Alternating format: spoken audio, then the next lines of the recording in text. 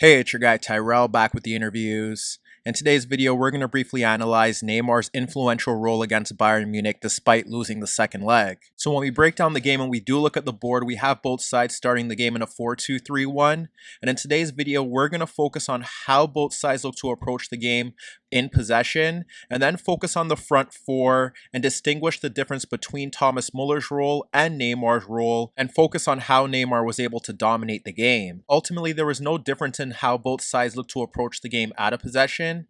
They both were dropping off into two banks of four, and when they looked to press higher up the pitch, it was the front two closing down the center backs, the wide players closing down the full backs, and then it was the responsibilities of the double pivot to close down the opposing side's midfield. Obviously, when you look at PSG, you have Neymar and Mbappe up front, and Neymar initially did do a good job of sticking towards Joshua Kimmich, where they had Neymar and Mbappe closing down the deep-lying midfielder, and that would leave Idrissa Gueye or Paredes to deal with Alaba. Ultimately, it was the same defensive scheme from Bayern. They had Choupo-Moting and Muller closing down the center backs, with Coman and Sane closing down the full backs. At times, if you had Choupo-Moting stepping to Danilo, Muller would deal with the deepest lying PSG midfielder, and vice versa. And they ultimately encountered the same issues that PSG's front two encountered when they had both Choupo-Moting and Muller closing down the center backs, but no one stepping to Paredes or Gueye dropping off into deeper positions. So with both sides adopting similar defensive schemes, the major tactical theme involved the contrasting manners in which they look to attack, mainly focusing on the front four. When we focus on Bayern Munich, rather than having their fullbacks pushing forward, they adopted deeper, narrow positions, and that was due to the wide play. Out on the right, Leroy Sane was hugging the touchline and dragging out Diallo towards him. And on the left-hand side, while Coman could go to the touchline, he was adopting narrow positions just ahead of Dagba, and that did allow Alphonso Davies the space to push forward. Meanwhile, when you focus on PSG, their main goal was to get Mbappe in behind the center backs or into the gaps between the center backs and the full backs into the channel. The three behind Mbappe were creative players. Di Maria and Draxler weren't looking to run at the full backs. Draxler was looking to tuck in narrow to receive the ball between the lines. Di Maria was checking into the ball to retain it and looking to cut central to play balls into Mbappe or Neymar.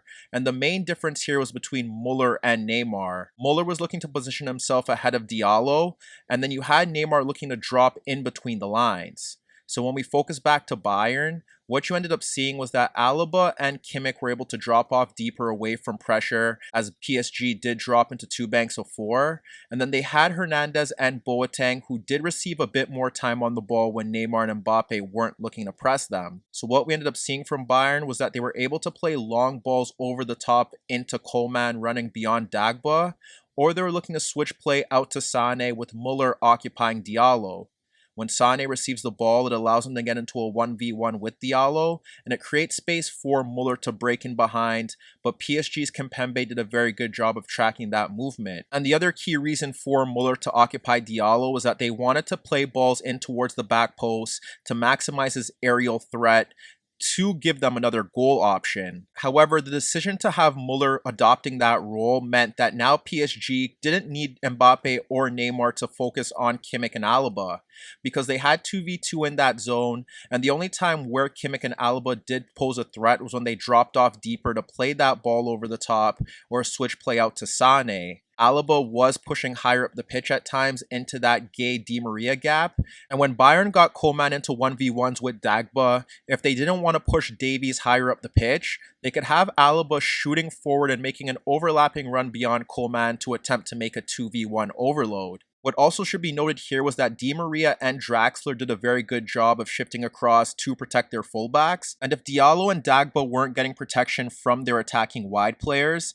it was Gueye and Paredes shifting across to prevent Bayern overloads. Here you could see Kimmich breaking away from Mbappe and Neymar to play a diagonal ball out to Sane as you have Muller dropping ahead of Diallo, and when Sane receives possession, it's Draxler dropping off deeper to protect Diallo as Pavard's looking to make an overlapping run, and Kimpembe is tracking the movement of Muller. When Sane plays the ball to Muller, Kimpembe tracks him into right half space, and it forces Muller to play the ball back to Pavard, and he clips a ball into the box over Coman at the back post. Later on in the half, we witness a similar move, but when Alaba clips that ball over the top beyond Dagba, it's Idrissa Gueye Gay dropping off to ensure that it's a 1v2 against Coman. And then later on in the half, you could also see Hernandez carrying the ball forward between the Neymar and Mbappe gap, with Muller dropping off Diallo, and then you have Sane free towards the touchline. But when Hernandez switches play out to Sane, once again it's Draxler dropping off deeper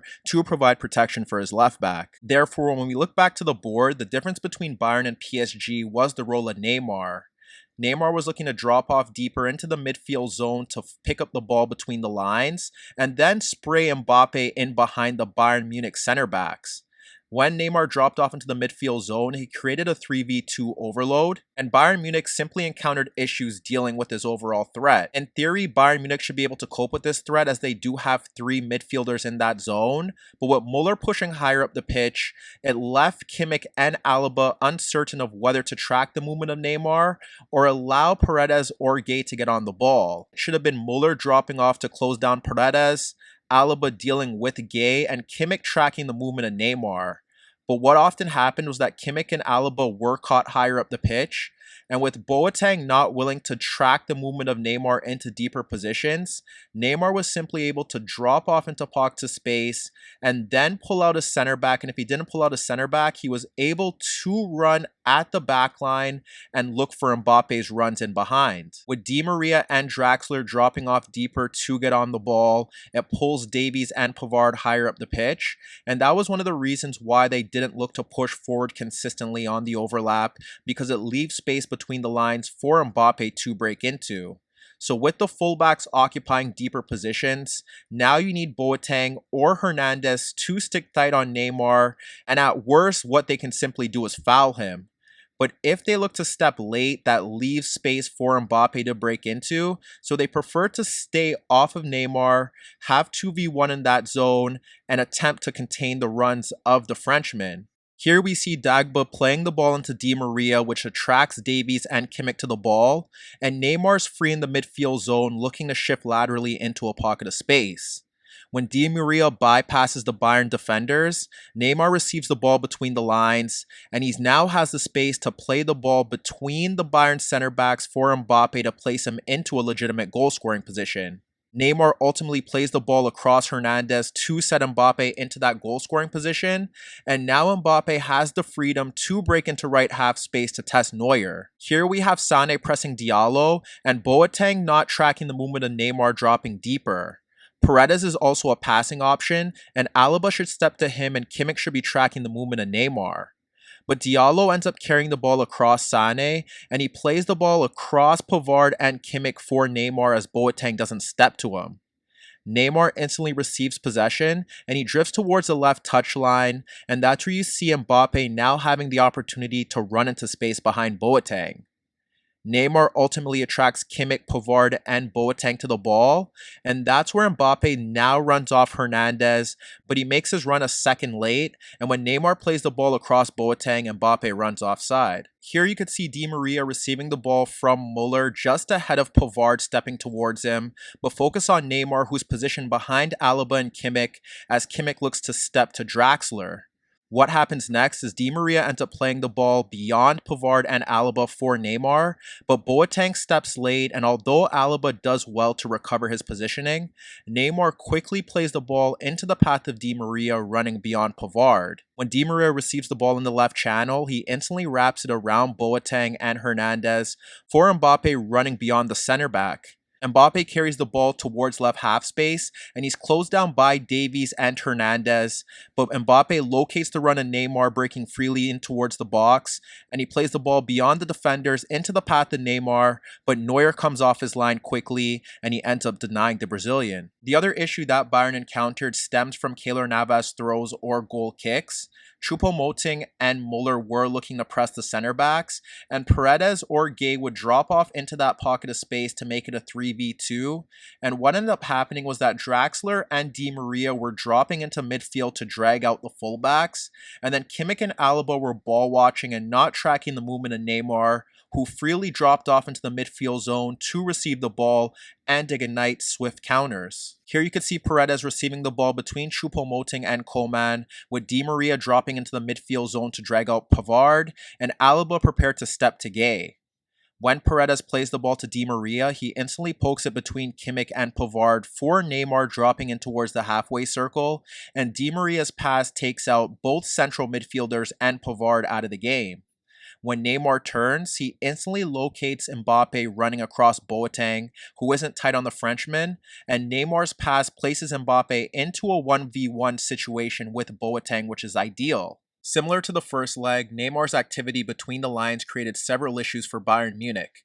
However, poor finishing and decision-making nearly ruined a dominant performance from PSG's star player. Hi everybody, thanks for watching and subscribe here for your latest tactical analysis and daily commentary on the InnerViews show. And if that wasn't enough, don't forget you could find more organic, unfiltered soccer/football analysis on the InnerViews podcast, the best soccer/football podcast in the world, available on iTunes, Spotify, iHeartRadio, Spreaker, and any Android apps on your Android devices.